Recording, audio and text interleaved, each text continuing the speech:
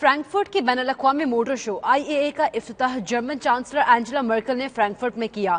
11 روزہ اس بین الاقوامی موٹر شو میں 800 سے زائد کمپنیز اپنی مصنوعات پیش کر رہی ہیں۔ مزید تفصیلات اصغر مرزا کی رپورٹ میں۔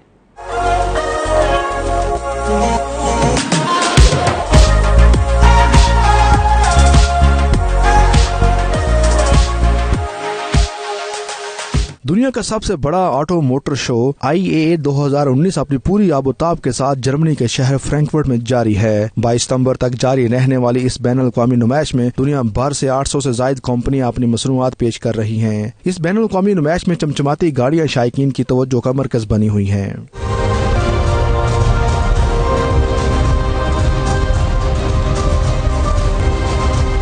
جرمن چانسلر اینجلا مرکل نے اس بین الاقوامی نمائش کا باقاعدہ افتتاح کیا۔ افتتاحی تقریب میں موجود صحافیوں اور تاجر برادری سے خطاب کرتے ہوئے اینجلا مرکل کا کہنا تھا کہ انہیں ریاست کے لیے بہترین گاڑیوں کی صنعت کے ساتھ ساتھ شہری آبادی اور آب و ہوا کا تحفظ بھی کرنا ہوگا۔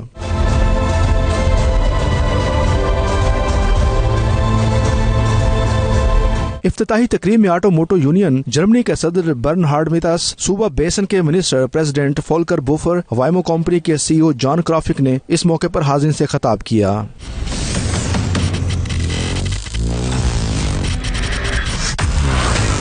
افتتاحی تقریب کے بعد چانسلر اینجلا مرکل نے نمائش کا دورہ کیا اور اسٹالز پر رکھی گئی مصنوعات کا جائزہ لیا۔ اس موقع پر مختلف کمپنیز جن میں مرسڈیز، پورشے، اوڈی، BMW نے اپنی نئی مصنوعات جن میں الیکٹرک کار سرفرستی کے متعلق اینجلا مرکل کو بریف کیا۔